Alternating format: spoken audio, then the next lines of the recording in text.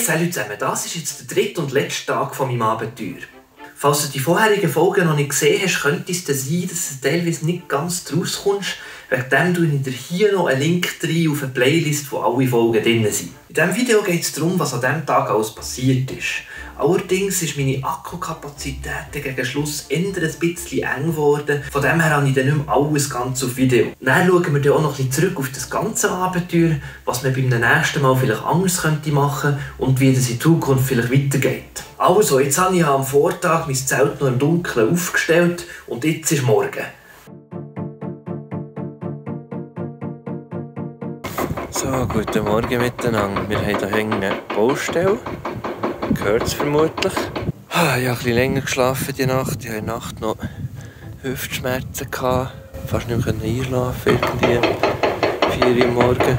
Jetzt bin ich ein bisschen müde. Ich mache irgendwie gerade nicht mehr so recht. Aber mal schauen, wie es ist, wenn ich anfange zu laufen. Ich will jetzt hier rauflaufen. Ich hoffe, ich kann dort irgendwo raus starten. Auf Löckerbad fliegen. Den Wind vorhin checken. Sieht eigentlich ganz gut aus, also es ist eigentlich überall noch Wind. Mal schauen, wie das geht, wie viel ich noch mache. Wenn ich das gar nicht mache, mache ich halt Pause oder ich weiß auch nicht. Es scheint mir fast, ich sei da mit dem falschen Fuß zum Zelt rausgekommen. Jedenfalls habe ich es nicht zustande gebracht, 360-Grad-Kamera für das Auflaufen zu montieren. Und die Baustelle hat mir dabei auch nicht gerade unbedingt geholfen. Dafür konnte ich dann einem Heli noch ein bisschen zuschauen. Moment, hier oben angekommen, jetzt geht es mir viel besser. Dort vorne, der Südostkessel, schöne Sonne. Ich sehe heute zum ersten Mal die Sonne. Die ist, wo ist sie? Etwa da. Der Kessel steht schöne Sonne und hat schöne Wiesen. Das ist garantiert startbar. Wir haben eigentlich keinen Wind, aber auch wenn es Wind hätte, ich könnte hier schlimmstenfalls gegen Westen raus starten. Und da vorne sollte ich gegen Süden eigentlich raus starten.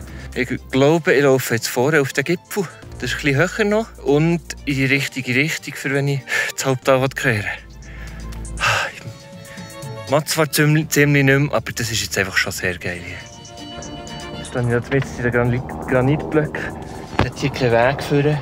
Ich bin etwas am Suchen und das ist jetzt noch schön hier. Aber führt nicht unbedingt direkt zum Ziel. Tada, jetzt habe ich ein Startplätzchen gefunden. Das sollte eigentlich ganz gäbig gehen.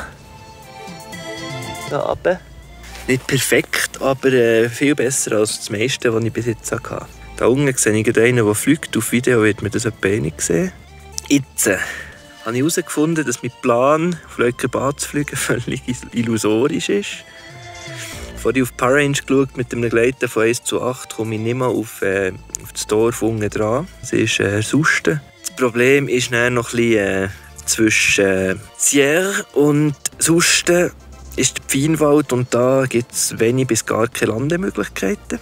Fliegen mal in diese Richtung und schauen es dann von oben an, ob man dort noch einmal reinlanden kann. Am Hang links oben dran könnte es eventuell gehen. Und dann bin ich ja so durch. Jetzt gönne ich mir mal etwas. Jetzt habe ich vor, dort runterzugleiten, so weit wie möglich Richtung Susten zu kommen.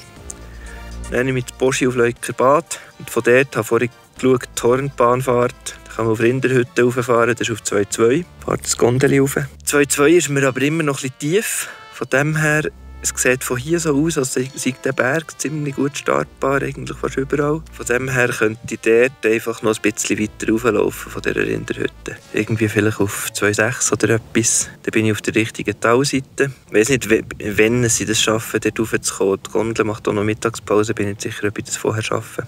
Ja, ich mache mir jetzt einmal keinen Stress, das mache ich einfach nicht mehr. Es ist hure schön hier. Ich genieße es gerade noch ein bisschen hier oben zu sein. Gerade nicht müssen zu laufen. Sonne. Es ist warm. Ich bin langsam parat zum Starten. Dann fliegen wir dort runter und dann bin ich zum ersten Mal seit längerem mal wieder im Talgrund unten. Wind sollte heute wirklich nicht das Problem sein. Es hat wirklich einfach laut Prognose nie überhaupt relevanten Wind. Ja gut, also, mal schauen.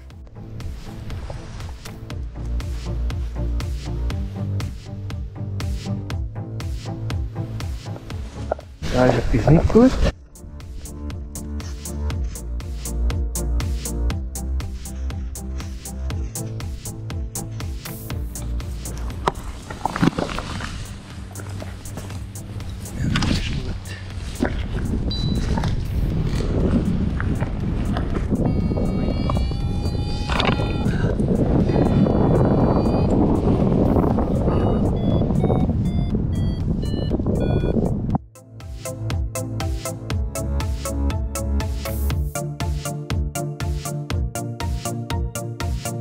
Gestartet. Es hat so ein bisschen leichte Ablösungen, wo zwischendurch mal etwas steigt. Aber definitiv nichts, was man nutzen kann. Ich probiere jetzt eine Linie so zu wählen, dass ich möglichst viel Steigen mitnehmen kann, falls es irgendwo hat. In diesem Wäldchen könnte es vielleicht noch ein bisschen ablösen. Und dann hinten dort an der Hinterkante von diesem Wäldchen. Wobei, das wird auch nichts. Das ist eigentlich eine Nordflanke. Aber es fliegt. Der Knüppelschirm scheint zu funktionieren, aber beim Starten musst du verdammt aufpassen, dass sich dort nicht etwas verhängt. Und ich habe das Gefühl, auch wenn ich einen Klapper hätte, wäre das ausgesprochen suboptimal. Ja, das tönt mal nicht so ganz optimal. Merkt nicht mal die Aussage, wir kommen dann später noch mal darauf zurück. Hier steigt also gar nichts. Da starten verdammt viele Schirme permanent. Und hier sieht man sogar tatsächlich mal noch einen auf der Kamera. Ich habe dann später herausgefunden, dass die vermutlich von Credumidi starten. Irgendwie sagt mir der Name etwas, das wäre am Tag nebendran. Und jetzt seht ihr dann gerade noch, wie das aussieht, wenn ich erst in der Luft merke, dass ein Beschleuniger nicht eingehängt ist. Was ist mit der Speedbar los? Oh. Aha. Der Beschleuniger ist links nicht eingehängt. Jetzt bei dieser ganzen Übung vermutlich rausgefallen.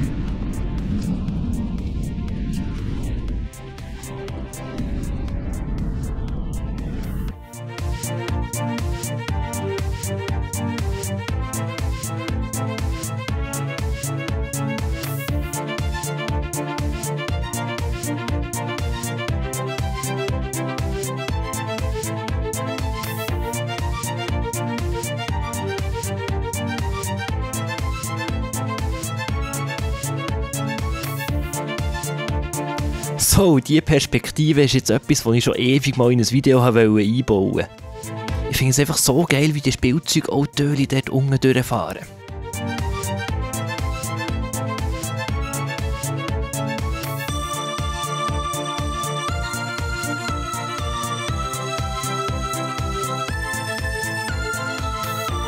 Und hier war es dann sogar leicht thermisch aktiv. Oben dran hat es sogar ein ganz feines Wölkchen auf dem Video, sieht man das leider nicht. Und wenn ich vielleicht 100 Meter oder so höher wäre angekommen, hätte ich hier vielleicht sogar aufdrehen können. Aber auf dieser Höhe war es leider nicht mehr nutzbar. Von dem her musste ich jetzt mal einen Landeplatz suchen. Rechts unten hatte ich eine ziemlich sichere Option gehabt. Aber ich habe da vorne noch das Fußballfeld gesehen und es hat mich gedacht, vielleicht reicht das ja. Und weil ich mir mit Geradeausflügen im Moment eigentlich noch beide Optionen offen halten konnte, habe ich das mal gemacht. Hier musste ich mich entscheiden und es hat mich gedacht, das müsste eigentlich reichen. Für den schlimmsten Fall hätte ich ja rechts nebendran noch eine Notfallalternative gehabt.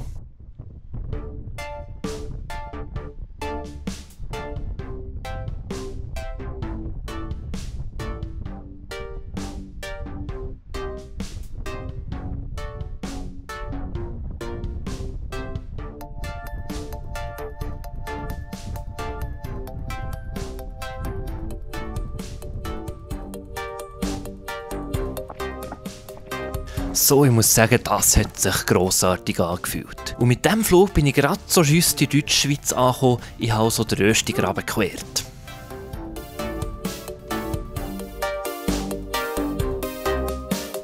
Voilà, jetzt bin ich hier in der sogenannten Torrentbahn.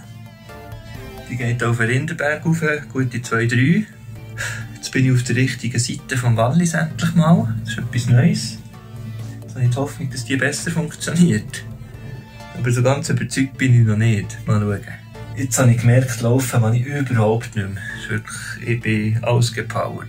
Nach diesem kleinen Hike heute Morgen sollte mir noch den Rest geben. Jetzt habe ich mir überlegt, entweder es funktioniert und ich kann ein bisschen fliegen und ich kann irgendwo reinlanden, wo ich dann gerade mehr oder weniger auch übernachten kann. Das wäre so der Idealfall.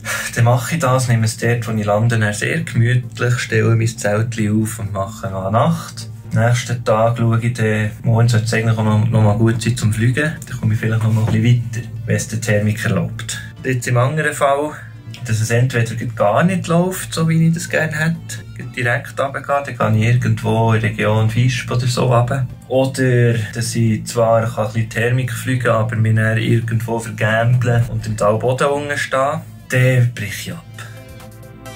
Ausser wenn ich dann lande, finde ich dann plötzlich, jetzt habe ich gleich noch Lust zum Laufen. Das glaube ich nicht, weil ich bin wirklich ziemlich kaputt. Aber jetzt hoffe ich mal, dass es funktioniert thermisch. Zeitlich bin ich eigentlich recht gut dran.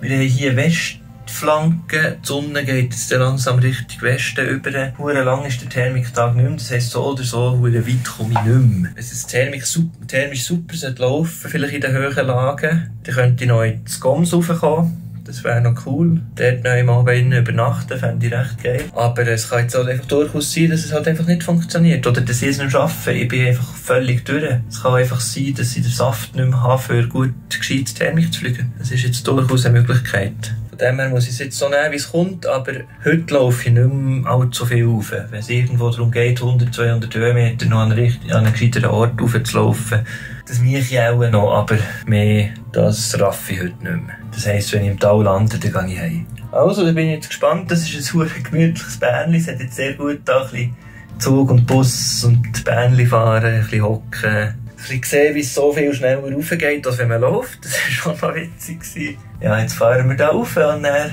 schauen wir mal den Startplatz an. Und schauen, wie es tut. Wahrscheinlich bin ich ganz allein dort. Scheint hier sonst niemand rum zu sein mit einem Schirmli. Aber jetzt bin ich davon gewöhnt. Also das sind die besten Thermikwochen, die ich auf diesem Erlebnis je gesehen habe. Sie haben Startplätze gefunden, ein bisschen höher als das offizielle und trotzdem ein bisschen gegen Südwesten und nicht ganz gegen Westen. Dann kommt etwa die mal eine Böe von unten rauf, das sollte eigentlich schön gehen. Müsste eigentlich fast funktionieren, aber vielleicht bin ich einfach zu tief. Wir werden es sehen. Ja, jetzt habe ich noch schnell bei der Bergstation Wasser füllen und schiessen. Das ein Problem habe ich noch. Akkukapazität geht mir langsam aus. Den Flug will ich noch versuchen zu filmen, aber ich weiss nicht, wie lange es hat. Und dann ist er langsam wirklich fertig. Auf dem Handy habe ich noch Akku, da kann ich auch noch mal ein bisschen laden. Aber sonst filmen ist dann langsam auch mal durch. Das ist etwas, was ich dann anschauen muss, wenn ich das Problem lösen will, ob es für das eine Lösung gibt. Gut, jetzt mache ich mich parat und starte. Besser wird es nicht mehr.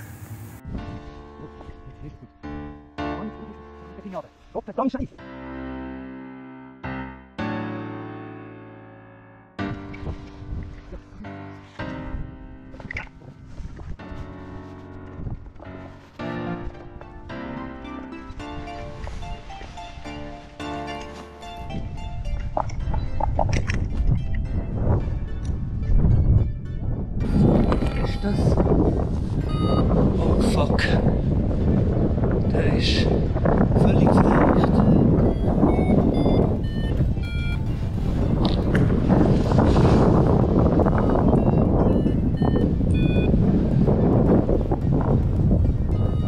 Ah, eine Klapperaufhebung dort.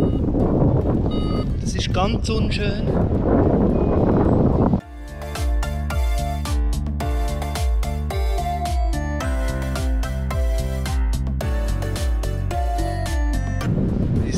Dass alles stimmt. Das ist verkreuzt irgendetwas.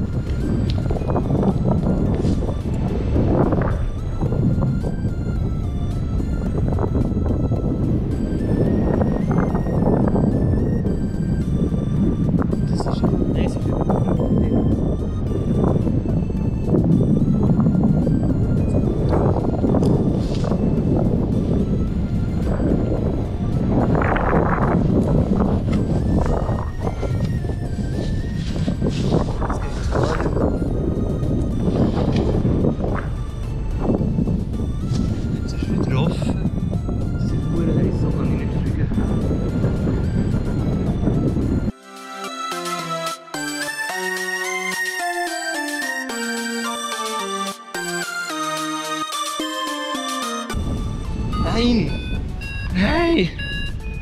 Jetzt bin ich zu hoch reingekommen. Es wäre perfekt gegangen. Pass an, tief ins Luft.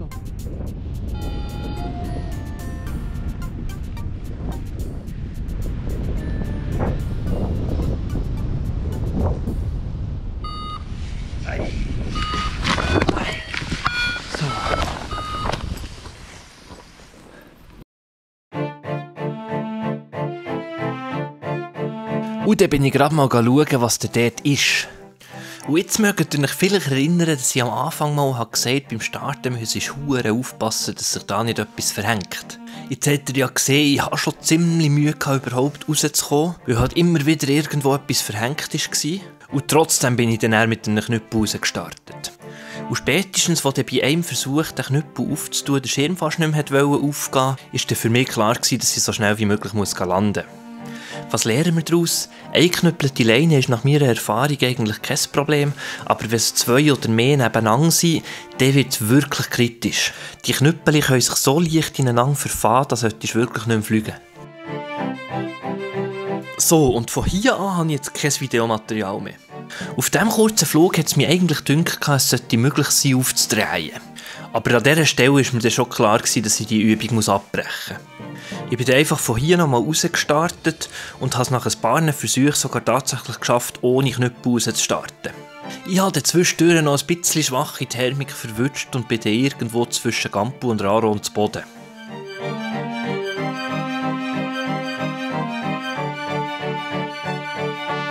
Ja gut, kommen wir zum Fazit. Es war irgendwie so eines von diesen Erlebnissen, wo sich die Zeit viel langsamer anfühlt, als sie ist. Also was ich mit dem meine ist, es ist nicht so viel Zeit vergangen, aber es fühlt sich an, als sei es eine Ewigkeit gewesen. Es ist einfach sehr viel passiert in sehr kurzer Zeit. Das ist eigentlich schon etwas recht Geiles auf eine Art. Klar, es war verdammt anstrengend. Ich habe irgendwie auch immer mit Ziel gesessen und bin auch konsequent an diesen Zielen gescheitert. Andererseits habe ich auch wahnsinnig schöne Momente erlebt. Und das ist einfach etwas, was ich immer wieder sehe. Erst aus dem Kontrast zwischen den negativen und den positiven Erlebnissen passiert eben das, dass man plötzlich diese wahnsinnig coolen Erlebnisse hat, wenn man einfach mit nichts mehr rechnet und plötzlich funktioniert etwas oder passiert etwas verdammt Schönes. Was ich extrem genossen habe, ist das volle Sein in der Natur. Wenn du am Abend dein Zelt aufgestellt hast und einfach die Stimmung kannst erleben, wie langsam Nacht wird, wie sich Farben und Stimmungen und gefühlt manchmal sogar fast die Formen der Berge verändern durch die Tageszeit, die sich verändert. Wenn du einfach so den ganzen Tag in der Natur bist und am Fliegen oder am Boden, es ist einfach nochmal ein ganz anderes Erlebnis als ein normales Hike and Fly oder ein Streckenflug. Und ich habe bei diesem Erlebnis verdammt viel gelernt, vor allem auch über mich selber. Ich weiss jetzt gerade noch ein bisschen genauer, wo meine Grenzen liegen und bei was für Sachen ich vielleicht noch ein bisschen mehr aufpassen müsste, was ich vielleicht ein bisschen anders angehen möchte. Und da wären wir dann auch schon bei der Zukunft, wie das weitergehen mit diesem Projekt. Das erste Problem wäre mal der Schirm. Ich habe jetzt mittlerweile einen Service gegeben und es hat sich herausgestellt, dass der einfach langsam sowieso schon ein bisschen durch ist. Der hat schon etwa 400 Stunden drauf. Von dem her lohnt es sich jetzt irgendwie nicht mehr so recht, den zu reparieren, weil er bräuchte einen neuen Leinensatz und das tue ich mich eben auch nicht mehr so lange. Von dem her muss ich jetzt zuerst mal wieder schauen, dass ich zu einem neuen Lichtschirm komme. Ich habe definitiv vor, irgendwann nächstes Jahr noch mal ein neues Abenteuer mit Bivakflügen zu starten. Wahrscheinlich nicht ganz Anfangsjahr, mit dem vielen Schnee ist es nicht ganz optimal mit dem Auflaufen und Übernachten. Vor allem ist im Frühling eigentlich eine Streckenflugsaison. Ich würde mal ungefähr den August anpeilen, aber ich wollte mich dort noch überhaupt nicht festlegen. Meine Idee wäre auf jeden Fall, dass ich mir dort deutlich mehr Zeit nehme.